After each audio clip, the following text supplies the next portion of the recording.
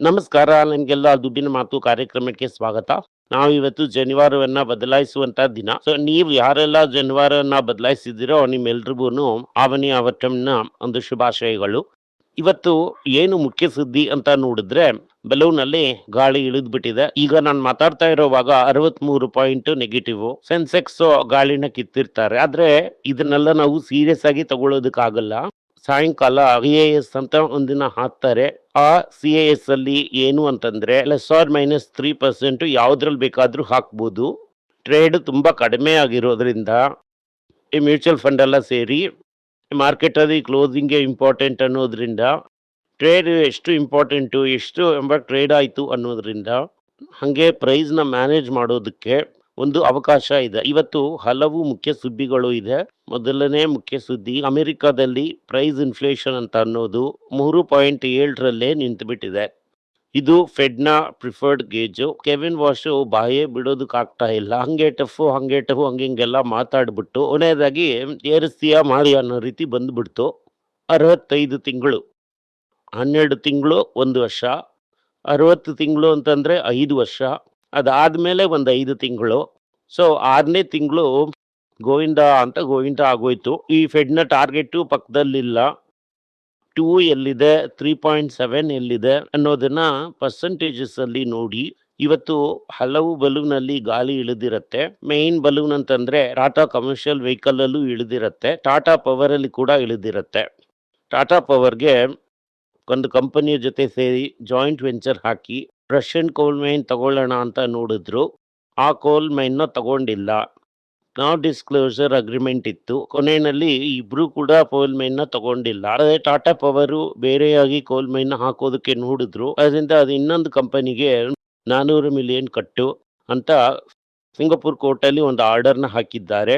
Tata power 4% ಗಾಳಿ ಇಳಿದ್ಬಿಟ್ಟಿದೆ. ಚಿನ್ನದ ಬೆಲೆ 70 ರೂಪಾಯಿ ಇಳಿದಿದೆ. ಯಾಕೆ ಇಳಿದಿದೆ ಅಂತಂದ್ರೆ ಸಿಂಪಲ್ ಮ್ಯಾಟರ್ ಏನು ಅಂತಂದ್ರೆ 3.7ರಿಂದ ಫೆಡ್ ರೇಟ್ ಏರಿಸ್ತಾನೇನೋ ಅನ್ನುವಂತ ಒಂದು ಸಂದೇಹದಲ್ಲಿ ಇದನ್ನ ಇಳಿಸಿದ್ದಾರೆ. ಅದರಿಂದ ಇನ್ಫ್ಲೇಷನ್ ಡೆಫಿನೆಟ್ ಆಗಿ ಹೈ ಆಗಿದೆ. ನಾನು ಗೋಲ್ಡ್ ಇಳಿಯತ್ತೆ ಅಂತ ಹೇಳಿದ್ದು ಈ ಅಪ್ಪನ್ನ ನಂಬಿನೇ. ಅದರಿಂದ ಅವನು 2 ಸಲ ಇಂಟ್ರೆಸ್ಟ್ ರೇಟ್ನ ಏರಿಸಿದ್ರೆ ಗೋಲ್ಡು ಕಡಿಮೆ ಆಗತ್ತೆ. ಅವನು ಇಂಟ್ರೆಸ್ಟ್ ರೇಟ್ನ ಏರಿಸಿಲ್ಲ ಅಂತ ಇಟ್ಕೊಳ್ಳಿ, ಗೋಲ್ಡ್ ಏರಿ ಎಲ್ಗೋ ಹೋಗ್ಬಿಡತ್ತೆ. ಎತ್ತೇಗೌಡ ಪೂರ್ಣ ಹೆಸರು ರೀತಿ ಮಾರ್ಕೆಟ್ ಏರಿ ಇಳಿದು ಎಲ್ಲ ಮಾಡ್ತಾ ಇದೆ. ಇದೇ ಸಮಯದಲ್ಲಿ HDFC ಬ್ಯಾಂಕ್ ದೊಡ್ಡದಾಗಿ ಸಿಕ್ಕಾಕೊಂಡಿದೆ. ಆಸೆಯಿಂದ ಅಮೆರಿಕಾಗೆ ಹೋಗಿ ನಾಸ್ಡಾಕ್ ಅಲ್ಲಿ ಲಿಸ್ಟ್ ಮಾಡಿದ್ರು. ಏರಿಯಾದಲ್ಲಿ ಒಂದು ಪಾರ್ಸಿ ಜವೇವೆ ಅಂತ ಒಂದು ಪಾರ್ಸಿ, ಅವನು ಅಮೆರಿಕಾದಲ್ಲಿ HDFC ಬ್ಯಾಂಕ್ನ ತಗೊಂಡಿದ್ದಾನೆ. ಅವನೇನು ಹೇಳ್ತಾನೆ ಅಂತಂದ್ರೆ ಈ ಮಹಾರಾಷ್ಟ್ರ ಸ್ಟೇಟ್ ರೋಡ್ ಕಾರ್ಪೊರೇಷನ್ಗೆ ಡೆಪಾಸಿಟ್ ಇಡೋದಕ್ಕೋಸ್ಕರ ಲಂಚ ಕೊಟ್ಟಿರೋದು ಅಮೆರಿಕನ್ ಪ್ರಾಕ್ಟೀಸ್ ಪ್ರಕಾರ ಅದು ಅನ್ಯಾಯ. ಅದರಿಂದ ಕ್ಲಾಸ್ ಆಕ್ಷನ್ ಹಾಕಿ ನಮ್ಮ ನಷ್ಟವನ್ನ ತಿರುಗಿಸಿ ಕೊಡಿ. ಅಮೆರಿಕದಲ್ಲಿ ನ್ಯಾಯ, ಕೋರ್ಟು ಎಲ್ಲ ಇದೆ. ಸೊ ಕಕ್ಕು ಅಂತ ಕೇಳಿದ್ರೆ HDFC ಕಕ್ಕಲೇಬೇಕು. ಇಂಡಿಯಾ ತರ ಹಂಗೆ ಸುಮ್ಮನೆ 1 ಲಕ್ಷ ರೂಪಾಯಿ ಫೈನ್ ಹಾಕ್ಬಿಟ್ಟು ಹಂಗೆ ನೋಡದೆ ಇರೋ ತರ ಇರೋದಕ್ಕೆ ಆಗಲ್ಲ. ಕೋರ್ಟು ಕೇಸು ಅಂತ ಹೋಗ್ಬಿಟ್ಟಿದೆ. ಅದರಿಂದ ಹಂಗಾಯ್ತು ಹಿಂಗಾಯ್ತು ಅಂತ ಹೊರಟೋಯ್ತು. ಇದು HDFC ನ್ಯೂಸು. ಸೊ ಅದರಿಂದ HDFC ಬ್ಯಾಂಕು ಇನ್ನೂ ಕೂಡ ಬೀಳತ್ತೆ. ನಾವು ಬೀಳೋದಕ್ಕೆ ಶುರು ಮಾಡಿದ ಮೇಲೇನೆ ಕನ್ಸಿಡರ್ ಮಾಡೋದಕ್ಕೆ ಶುರು ಮಾಡಿದ್ವಿ. ನಾವು ನಿಧಾನವಾಗಿ ಕನ್ಸಿಡರ್ ಮಾಡೋದಕ್ಕೆ ಶುರು ಮಾಡಿ 10% ಬಿದ್ದಿದೆ. ಇನ್ನು ಎಷ್ಟು ಬೀಳುತ್ತೆ ಅಂತ ನೋಡಿದ್ರೆ ಬುಕ್ ವ್ಯಾಲ್ಯೂ ವರೆಗೂ ಇಳಿಬಹುದು. ಈಗ 1.9 ಟೈಮ್ಸ್ ಬುಕ್ ಇದೆ, ಅಲ್ಲಿವರೆಗೂ ಗಾಳಿ ಇಳಿಬಹುದು. ಏತರ್ ಹತ್ರ ದುಡ್ಡಿಲ್ವಂತೆ. ಏತರ್ಗೆ ದುಡ್ಡಿನ ಅವಶ್ಯಕತೆ ಇದೆ. ಹೀರೋ ಮೋಟಾರ್ ಕಾರ್ಪು ವಾರಂಟ್ ಅಂತ ಒಂದನ್ನ ಕೊಟ್ಟಿದ್ದಾರೆ. ವಾರಂಟ್ ಅಂತಂದ್ರೆ ಏನಂದ್ರೆ ಈ ಬಫೆಟ್ ತಾತ ರೀತಿಯಾದಂತ ವ್ಯಕ್ತಿಗಳು ಮಾಡುವಂತದ್ದು. ಇವು ದುಡ್ಡನ್ನ ಕೊಟ್ಟು ಇಟ್ಟಿರಿ, ಇವತ್ತಿನ ಬೆಲೆಗೆ ತಗೊಳ್ಳೋದಕ್ಕೆ ನನಗೆ ಆಪ್ಷನ್ ಇರುತ್ತೆ, ಅದನ್ನ ನಾನು ಯಾವಾಗ ಬೇಕಾದ್ರೂ ಕನ್ವರ್ಟ್ ಮಾಡ್ಕೋತೀನಿ ಅನ್ನೋ ರೀತಿ ಇರುತ್ತೆ. ಯಾವತ್ತಾದ್ರೂ ಒಂದಿನ ಅದು ಹೀರೋ ಹತ್ರ ಸಿಕ್ಕಾಕೊಂಡ್ಬಿಟ್ರೆ ಹೀರೋ ಅದನ್ನ ಸೆಲೆಕ್ಟ್ ಮಾಡಿ ತಿಂದಾಕ್ಬಿಡ್ತಾರೆ. ಸೊ ಅದರಿಂದನೇ ಹೀರೋಗೆ ಸ್ಟ್ರಾಂಗ್ ಪೊಸಿಷನ್ ಎಲೆಕ್ಟ್ರಾನಿಕ್ ಅಲ್ಲಿ ಇದೆ. ಅದೇ ರೀತಿ RFL ಕಮರ್ಷಿಯಲ್ ಅವರು ಸ್ಟ್ರಾಂಗ್ ಆಗಿ ನಿಂತಿದ್ದಾರೆ. ನಾನು ಮುಂಚೆನೆ ಹೇಳಿದ ತರ ಹೀರೋಗೆ ಬಂದಿದ್ದು 2 ವಿಷಯನೇ. ಒಂದು ಫೈನಾನ್ಸಿಂಗು, ಇನ್ನೊಂದು ಡಿಸ್ಟ್ರಿಬ್ಯೂಷನ್. ನೀನು ಹೋಗಿ ಅವನ ಮೋಟರ್ ಸೈಕಲ್ ಮಾಡು, ಕಾರ್ ಮಾಡು ಅಂತ ಹೇಳಿದ್ರೆ ಅವ್ನು ಹೆಂಗ್ ಮಾಡ್ತಾನೆ? ಅವನು ಬೇರೆಯವನಿಗೆ ಔಟ್ಸೋರ್ಸ್ ಮಾಡ್ತಾನೆ, ದುಡ್ಡಿರೋ ಕೊಟ್ಬಿಡ್ತಾನೆ. ಟಕ್ ಅಂತ ಅವ್ನಿಗೆ ಯಾವಾಗ ಬೇಕೋ ಅವಾಗ ಅರ್ಬಾವ್ ನುಂಗೋ ರೀತಿ ನುಂಗ್ಬಿಡ್ತಾನೆ. ಈಗ ಹೆಬ್ಬಾವ್ ನುಂಗೋ ರೀತಿ ನುಂಗ್ಬಿಟ್ಟಿದ್ದಾನೆ. ಅದರಿಂದ ಹ್ಯಾಪಿಯಾಗಿ ಚೆನ್ನಾಗಿ ತಿಂದು ಹೆಬ್ಬಾವು ಒಂದು ಸೈಡಲ್ಲಿ ಮಲ್ಕೊಂಡಿದೆ. ಅದೇ ಸಮಯದಲ್ಲಿ ಇಟ್ರೋ ಸಾಫ್ಟ್ವೇರ್ನ ಬೇರೆ ಯಾಕೆ ಮಾಡು, ಬೇರೆ ಭಾಗ ಮಾಡು, ಹಂಗೆ ಬೇರೆ ಮಾಡಿದ್ರೇನೆ ವ್ಯಾಲ್ಯೂ ಬರುತ್ತೆ ಅಂತ ಹೇಳಿದ್ಮೇಲೆ ತಾತ ಏನು ಮಾಡಿದ್ರು ಅಂತಂದರೆ, ಒಂದು 10 ವರ್ಷಕ್ಕೆ ಮುಂಚೆ ಅದರಲ್ಲಿ ಚಕ್ಲಿ, ತಟ್ಟೆ, ಸೀರೆ ಏನೇನೋ ಮಾಡ್ತಾ ಇದ್ದಾರೆ. ಫಿಲಿಪೀನ್ಸ್ ಕಂಪನಿನ ತಗೋತಾರೆ, ಇಂಗ್ಲೆಂಡ್ ಕಂಪನಿನ ತಗೋತಾರೆ. ಅದು ಮಾತ್ರ ನ್ಯೂಸಲ್ಲಿ ಬರ್ತಾ ಇದೆ. ಆ ಶೇರ್ ವ್ಯಾಲ್ಯೂ ಎಲ್ಲ ನಮ್ಗಿಲ್ಲ. ಏನೋ ಹೊರದೇಶದವನು ಹಾಕ್ದಂಥ ಪಟಸ್ಸಲ್ಲಿ ಬೇರೆ ಆಗಿ ಭಾಗ ಮಾಡಿಬಿಟ್ರು ತಾತ. ಮುಂಚೆ ಈ ಬಾಂಬೆ ತಾತ ನಾಯಿನ ಬೆಳೆಸಿದ ರೀತಿ ಆ ನಾಯಿಗೆ ಡೈಲಿ ಪೆಟ್ ಫುಡ್ ತಗೊಳ್ಳೋದಕ್ಕೆ ತುಂಬ ಕಾಸ್ಟ್ಲಿ ಆಗಿದೆ ಅಂತ ನೋಡಿ, ನಾವೇ ಒಂದು ಪೆಟ್ ಫುಡ್ನ ಮಾರಿದ್ರೆ ಹೆಂಗೂ ಇಂಡಿಯಾದಲ್ಲಿ ಕಾಂಪಿಟೇಷನ್ ತುಂಬ ಕಡಿಮೆ ಇದೆಯಲ್ಲ ಅಂತ ಹೇಳಿ ಪೆಟ್ ಶಾಪ್ನ ಶುರು ಮಾಡಿದ್ದಾರೆ, ಪೆಟ್ ಫುಡ್ನ ಶುರು ಮಾಡಿದ್ದಾರೆ. ತಾತ ಏನು ಹೇಳ್ತಾರೆ ಅಂತಂದ್ರೆ, ಟಾಪ್ 3ನಲ್ಲಿ ನಾವು ಬಂದ್ಬಿಡ್ತೀವಿ, ಟಾಪ್ ಟಕ್ಕರ್ ಅಂತ ಹೇಳಿದ್ದಾರೆ. ಅದರಿಂದ ಇದು ಸೂಪರು. ಇಂಡಿಯಾದಲ್ಲಿ IT ಗ್ರೋತು ಈ ವರ್ಷ ತಪ್ಪಿಸ್ಕೊಂಡು ಬೀಳುತ್ತೆ. ಅದು 6% ಅಂತ ಹೇಳ್ತಾ ಇದ್ದಾರೆ. ಮಾರ್ಜಿನ್ ಮಾತ್ರ ಪ್ರೆಷರ್ ಇರುತ್ತೆ ಅಂತ ಹೇಳ್ತಾ ಇದ್ದಾರೆ. ಮಾರ್ಜಿನ್ ಆಗಿ ಪ್ರೆಷರ್ ಇದ್ರೆ ಏನ್ ಮಾಡ್ತಾರೆ? ಕತ್ರಿ ತೆಗಿತಾರೆ, ಹಂಗೆ ಚಚಕ್ ಚಚಕ್ ಚಚಕ್ ಅಂತ ಮಾಡ್ತಾರೆ. ಅದರಿಂದ ಕೆಲಸ ಹೋಗೋದಕ್ಕೆ ಒಂದು ಸಾಧ್ಯತೆಗಳು ತುಂಬಾ ಪ್ರಕಾಶಮಾನವಾಗಿದೆ. ಈಗ ಏನ್ ಹೇಳ್ತಾ ಇದ್ದಾರೆ ಅಂತಂದ್ರೆ, ನಾನು ರಿಪೋರ್ಟ್ ನೋಡಿದೆ, ಟಾಟಾ ಮೋಟಾರ್ಸ್ ಏನ್ ಮಾಡ್ತಾ ಇದ್ದಾನೆ ಅಂತಂದ್ರೆ 15,000 ಗಾಡಿ ಮಾರ್ತಾ ಇದ್ದಾನಂತೆ ಎಲೆಕ್ಟ್ರಿಕ್ ಎವ್ರಿ ಮಂತ್. 7,015 ಆಗಿದೆ. ಅದೇ ತರ ಈ ಚಿಕ್ಕ ಗಾಡಿಗಳಿಗೆ 6 ತಿಂಗಳು ವೇಟಿಂಗ್ ಲಿಸ್ಟ್ ಅಂತೆ. ಆ 6 ತಿಂಗಳು ವೇಟಿಂಗ್ ಲಿಸ್ಟ್ ಅಂತ ಅನ್ನೋದು ಒಂದು ಭಯಂಕರ ವೇಟಿಂಗ್ ಲಿಸ್ಟ್ ಆಗಿ ಇದೆ. ಅದರಿಂದ ಕ್ವಿಕ್ ಆಗಿ ಅದು 20, 25, 30 ಅಂತ ಹೋಗ್ಬಿಡ್ಬೋದು. ಆ ರೀತಿ 25 ಹೋಗೋವರೆಗೂ ಈ ಮಾರುತಿ ಕೀಳ್ತಾ ಕೂತಿದ್ದ ಅಂತಂದ್ರೆ, ಯಾವ್ದೋ ಒಂದೇ ಒಂದು ಮಾಡೆಲ್ ನ ಇಟ್ಕೊಂಡು ಫ್ಯೂಚರ್ ಅಲ್ಲಿ ಈ ಮಾರುತಿಯ ಲೀಡರ್ಶಿಪ್ ಒಂದು ಕ್ವಶನ್ ಅಲ್ಲಿ ಬಂದ್ಬಿಡತ್ತೆ. ಅದಾದ್ಮೇಲೆ ಏನ್ ಮಾಡ್ತಾ ಇದ್ದಾರೆ ಅಂತಂದ್ರೆ, ವೋಡಫೋನು ಅಮೆರಿಕಾದಲ್ಲಿ, ಇಂಗ್ಲೆಂಡಲ್ಲಿ ಒಂದು ದೊಡ್ಡ ಬಿಸ್ನೆಸ್ಸು.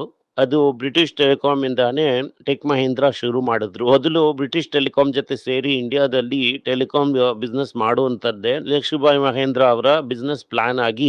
ಆ ಕಾಲದಲ್ಲಿ ಗವರ್ಮೆಂಟ್ ಅದಕ್ಕೆ ಪರ್ಮಿಷನ್ ಕೊಟ್ಟಿಲ್ಲ. ಸೊ ಬ್ರಿಟಿಷ್ ಕಂಪನಿಗೆ ಸಾಫ್ಟ್ವೇರ್ ನ ಶುರು ಮಾಡಿದ್ದೆ ಈ ಟೆಕ್ ಮಹೀಂದ್ರ. ಬೇರೆದೆಲ್ಲ ನಮ್ಮೂರಲ್ಲಿ ಈಗ BFSA ರೂಟ್ ಇಂದ ಬಂದಿದ್ದು, ಇದು ಟೆಲಿಕಾಂ ರೂಟ್ ಇಂದ ಬಂದಿದ್ದು. ಅವ್ರೇನ್ ಮಾಡ್ಬಿಟ್ರು ಅಂತಂದ್ರೆ, ಈಗ ವೋಡಫೋನ್ ಅಂತ ಈ ಬ್ರಿಟಿಷ್ ಟೆಲಿಕಾಂ ಬದಲಾಗಿದ್ರಲ್ಲಿ ವೋಡಫೋನ್ ಜೊತೆ ಸೇರಿ ಒಂದು ಪ್ಯಾಕ್ನ ಹಾಕಿದ್ದಾರೆ ಇಂಗ್ಲೆಂಡ್ಗೆ. ಈ ಸೆಮಿ ಕಂಡಕ್ಟರ್ ಅಲ್ಲಿ ಈಗ ಟಾಟಾನು ನಮ್ಮ ಈ ಮುರುಗಪ್ಪ ಗ್ರೂಪ್ ಮಾತ್ರನೇ ಇದ್ದಾರೆ ಅಂತ ಅನ್ಕೊಂಡ್ರು.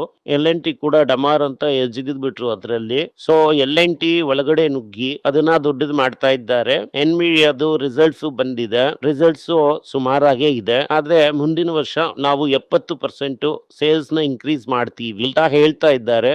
ಅದರಿಂದ ಕಾಪಾಡಲ್ಪಡುತ್ತೆ, ಚೆನ್ನಾಗಿರುತ್ತೆ ಅಂತ ಹೇಳ್ತಾ ಇದ್ದಾರೆ. ವಾರೆನ್ ಬಫೆಟ್ ಬಗ್ಗೆ ಒಂದು ಸುದ್ದಿ. ಇದರಲ್ಲಿ ಏನು ಅಂತಂದ್ರೆ, ಈ ತಾತ ಇಬ್ರನ್ನ ಇಟ್ಟಿದ್ರು ಡೆಟ್ ಕಾಮ್ಸ್, ಈ ಗ್ರೇಪ್ ಲೆವೆಲ್ ಅಂತ, ವೆಲ್ಶ್ನ ಅಂತ ಇನ್ನೊಬ್ರನ್ನು ಇಟ್ಟಿದ್ರು.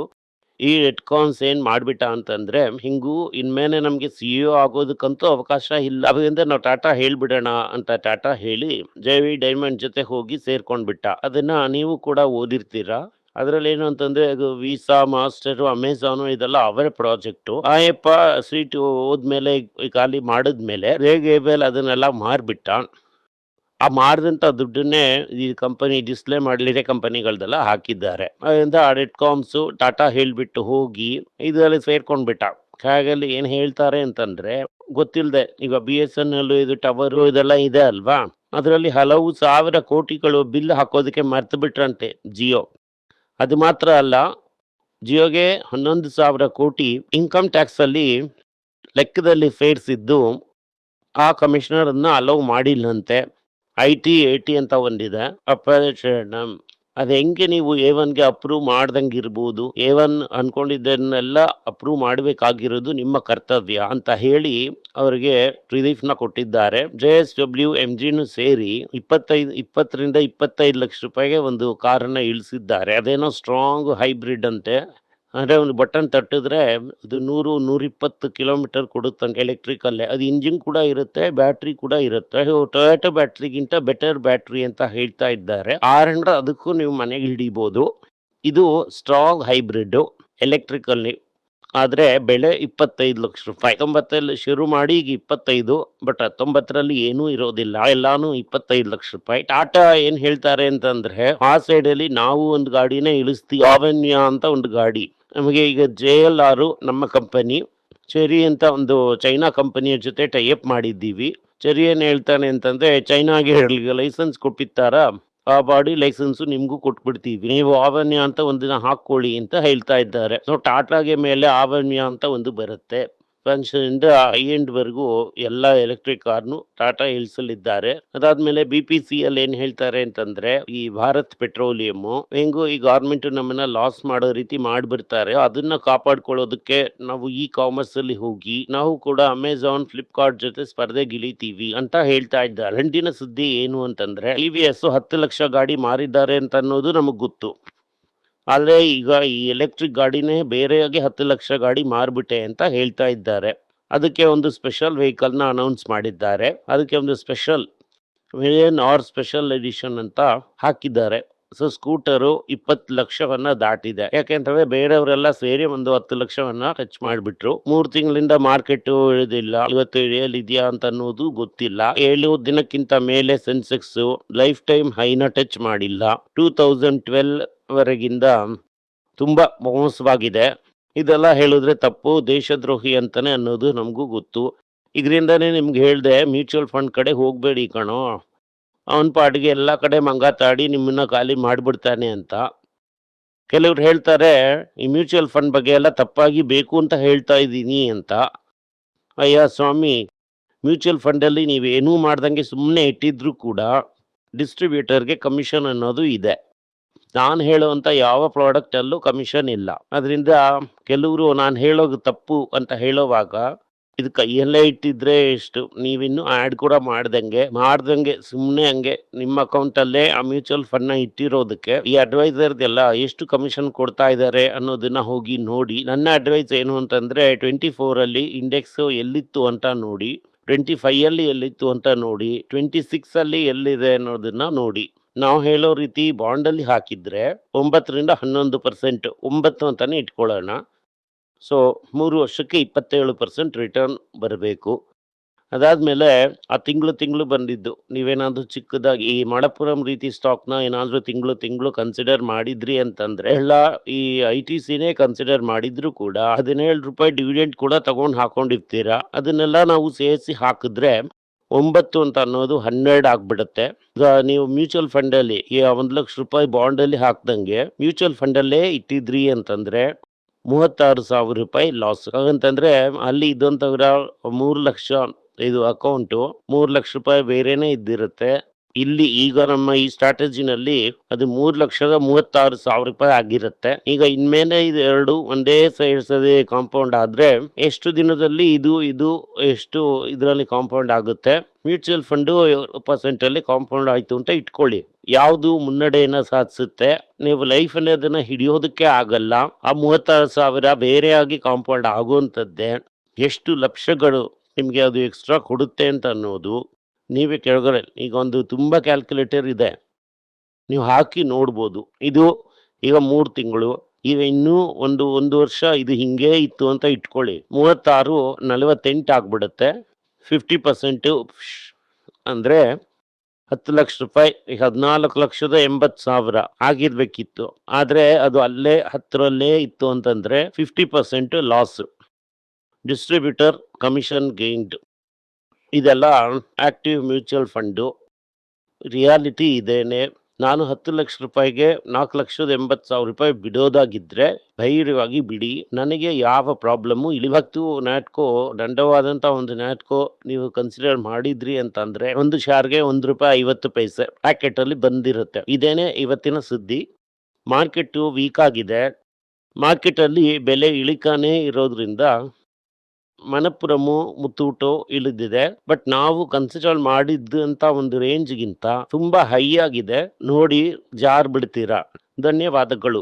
ನಿಮಗೆ ಏನಾದರೂ ಸಂದೇಹ ಇದ್ದು ನನ್ನನ್ನು ಕಾಂಟ್ಯಾಕ್ಟ್ ಮಾಡಬೇಕು ಅಂತ ಅನ್ಕೊಂಡ್ರಿ ಅಂದ್ರೆ ಸ್ಕ್ರೀನ್ ಮೇಲೆ ಬರ್ತಾ ಇರುವಂತ ಮೇಲ್ ಐಡಿಗೆ ಮೆಸೇಜ್ ಮಾಡಿ, ನಮ್ಮ ಟೀಮ್ ನಿಮ್ಮನ್ನ ಕಾಂಟ್ಯಾಕ್ಟ್ ಮಾಡ್ತಾರೆ. ಎಲ್ಲರಿಗೂ ನಮಸ್ಕಾರ. ಮಕ್ಕಳಿಗೋಸ್ಕರ financial literacy money for nothing ಅಂತ 2ನೇ ಪಾರ್ಟ್. ಇದರಲ್ಲಿ ಚೆಕ್ ಬರೆಯೋದು ಹೇಗೆ, ಡೆಪಾಸಿಟ್ ಸ್ಲಿಪ್ ಬರೆಯೋದು ಹೇಗೆ, ಇದು ಹೇಗೆ ಬಂದಿದೆ, ಆಟರಿಂದ ಡಿಮಾನಿಟೈಸೇಷನ್ ವರೆಗೂ ಎಲ್ಲವನ್ನು ಕವರ್ ಮಾಡಿದ್ದೀವಿ. 12 ವರ್ಷದ ಮಕ್ಕಳಿಗೆ ಇದು ತುಂಬಾ ಯೂಸ್ಫುಲ್ ಆಗಿರುತ್ತೆ. ಈ ಬುಕ್ ಈಗ ಸದ್ಯಕ್ಕೆ ಸ್ಪೆಷಲ್ ಪ್ರೈಸ್ ಅಲ್ಲಿ 450 ರೂಪಾಯಿಗೆ ಕೊಡ್ತಾ ಇದೀವಿ. ಇದನ್ನ ಯೂಸ್ ಮಾಡ್ಕೊಳ್ಳಿ. ಧನ್ಯವಾದಗಳು. ದುಡ್ಡಿನ ಮಾತು ವೆಬ್ಸೈಟ್ ನ ಸಬ್ಸ್ಕ್ರೈಬ್ ಮಾಡಿ. ಒಂದು ವಾರಕ್ಕೆ 4 ಪ್ರೀಮಿಯಂ ಆರ್ಟಿಕಲ್, ಫ್ರೀ ಆರ್ಟಿಕಲ್ಸ್ ಒಂದು 10ರಿಂದ 15 ನಾವು ಹಾಕ್ತಾ ಇದ್ದೀವಿ. ಇದರ ಸಬ್ಸ್ಕ್ರಿಪ್ಷನ್ ಒಂದು ತಿಂಗಳಿಗೆ 99 ರೂಪಾಯಿ ಅಷ್ಟೇ. ಹೇಳುವಂತ ಕಾನ್ಸೆಪ್ಟ್ಸ್ ನ ಗ್ರೇಟ್ ಆಗಿ ಎಕ್ಸ್ಪ್ಯಾಂಡ್ ಮಾಡಿ ಇದನ್ನ ಓದಿದ್ರೆ ನಿಮ್ಗೆ ತುಂಬಾ ಯೂಸ್ಫುಲ್ ಆಗಿರುತ್ತೆ. ಧನ್ಯವಾದಗಳು. ನಮಸ್ಕಾರ. ಮಕ್ಕಳಿಗೋಸ್ಕರ ಒಂದು ಬುಕ್ ನ ಲಾಂಚ್ ಮಾಡಿದ್ವಿ. ಅದು ತುಂಬಾ ಸಕ್ಸಸ್ಫುಲ್ ಆಗಿದೆ. ಅವರಿಗೆಲ್ಲ ಆ ಬುಕ್ ಬೇಕು, ನಮ್ಮ ಟೀಮ್ ನ ಕಾಂಟ್ಯಾಕ್ಟ್ ಮಾಡಿ. ಕೆಳಗಡೆ ಇರುವಂತ ನಂಬರ್ ಅಲ್ಲೂ ವೆಬ್ಸೈಟ್ ಅಲ್ಲೂ ನೀವು ನಮ್ಮನ್ನ ಕಾಂಟ್ಯಾಕ್ಟ್ ಮಾಡಿದ್ರೆ ನೀವು ಆ ಬುಕ್ ನ ತಗೋಬಹುದು. ಬೇರೆ ನಮ್ಮ ಬುಕ್ ಗಳು ಕೂಡ ಅವೈಲೇಬಲ್ ಆಗಿದೆ. ನೀವು ಇದನ್ನ ನಮ್ಮ ವೆಬ್ಸೈಟ್ ಮುಖಾಂತರನೂ ತಗೋಬಹುದು. ಕೆಳಗಡೆ ಇರುವಂತ ವಾಟ್ಸ್ಆಪ್ ನಂಬರ್ಗೆ ಮೆಸೇಜ್ ಮಾಡಿ ಕೂಡ ತಗೋಬಹುದು.